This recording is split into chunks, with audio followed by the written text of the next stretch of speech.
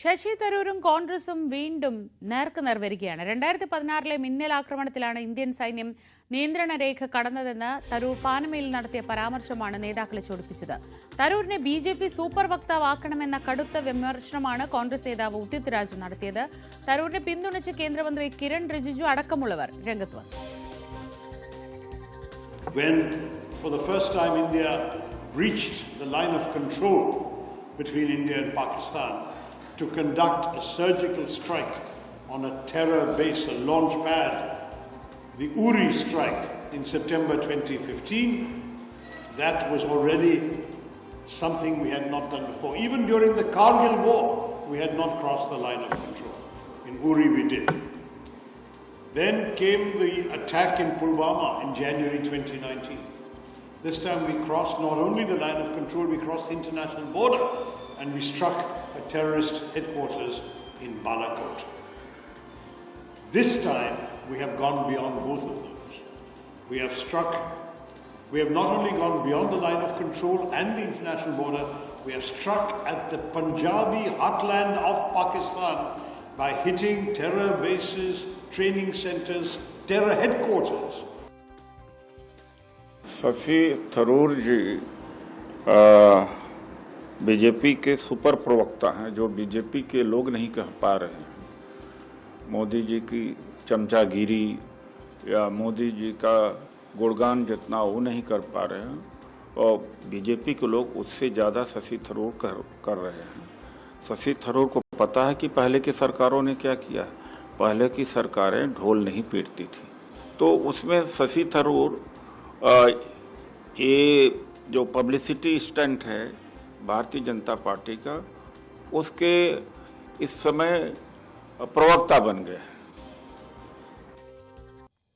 വിവരങ്ങളുമായി രാഗേഷ് ന്യൂസ് ഡെസ്കിൽ നിന്ന്. രാഗേഷ്, രാജ്യത്തിന്റെ പ്രതിനിധിയായി, സർക്കാരിന്റെ പ്രതിനിധിയായിട്ടാണ് ഇപ്പോൾ പാനമ ഉൾപ്പെടെയുള്ള വിദേശ രാജ്യങ്ങളിൽ തരൂർ സന്ദർശനം നടത്തുന്നു, പര്യടനം നടത്തുന്നു.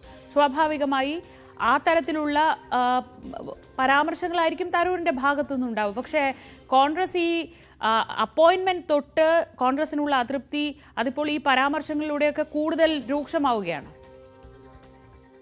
അതെ ശ്രീജ, കോൺഗ്രസും ഒപ്പം തന്നെ ശശി തരൂരും തമ്മിലുള്ള അകൽച്ച കൂടിക്കൂടി വരികയാണ് എന്ന് തന്നെ പറയാം. അതിപ്പോൾ പല കാര്യങ്ങളിലും കോൺഗ്രസ് എടുക്കുന്ന നിലപാടല്ല ശശി തരൂർ സ്വീകരിച്ചിരുന്നത്.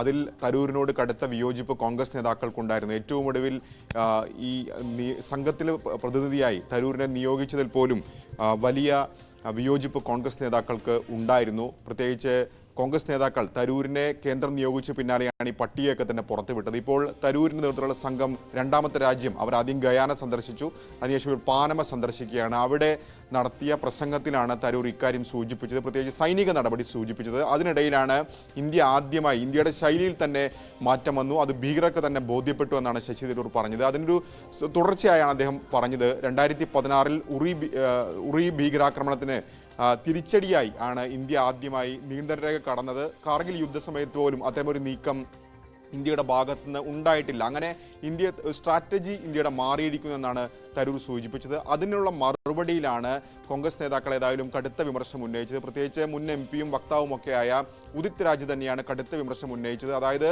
തരൂരിനെ സൂപ്പർ PM ആക്കണം എന്ന പ്രതികരണമാണ് ഉദിത് രാജിന്റെ ഭാഗത്തു നിന്നുണ്ടായിട്ടുള്ളത്. ഒപ്പം കോൺഗ്രസിന്റെ കാലത്ത് നടത്തിയിട്ടുള്ള ഇത്തരത്തിലുള്ള മിന്നലാക്രമണങ്ങൾ അതിനൊരു പബ്ലിസിറ്റി കോൺഗ്രസ് നൽകാത്തതാണ്, മറിച്ച് കോൺഗ്രസും ഇത്തരം മിന്നലാക്രമണങ്ങൾ നടത്തിയിട്ടുണ്ട്, അതിർത്തി കടന്നിട്ടുണ്ട് എന്നാണ് ഉദിത് രാജ് സൂചിപ്പിച്ചത്. ഒപ്പം തന്നെ അദ്ദേഹം സൂചിപ്പിക്കുന്ന കാര്യം 65-ലെ യുദ്ധത്തിൽ ഒന്നിലധികം സ്ഥലങ്ങളിൽ, പ്രത്യേകിച്ച് ലാഹോർ റീജിയനിലടക്കം ഇന്ത്യൻ സൈന്യം പ്രവേശിച്ചിരുന്നു എന്നാണ് ഉദിത് രാജ് പറയുന്നത്. 71-ൽ പാകിസ്ഥാനെ രണ്ടാക്കിയ കാര്യവും തരൂർ മറക്കരുത് എന്നുകൂടി കോൺഗ്രസ് നേതാക്കൾ ഇപ്പോൾ സൂചിപ്പിക്കുകയാണ്.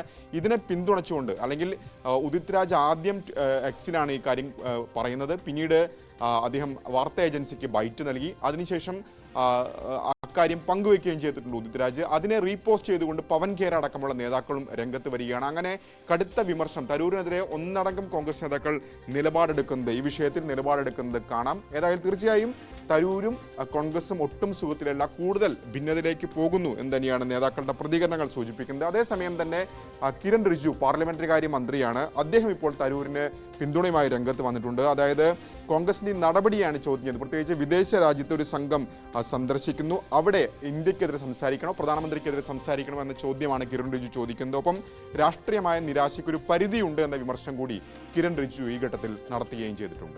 രാകേഷാണ് വിവരങ്ങൾ നൽകിയത്. തിരിച്ച് പര്യടനം കഴിഞ്ഞ് മടങ്ങിയെത്തുമ്പോഴേക്കും കോൺഗ്രസ് പാർട്ടിയും തരൂരും തമ്മിലുള്ള ബന്ധം എങ്ങനെയായിരിക്കുമെന്നത് കാത്തിരുന്ന് തന്നെ കാണേണ്ടി വരും.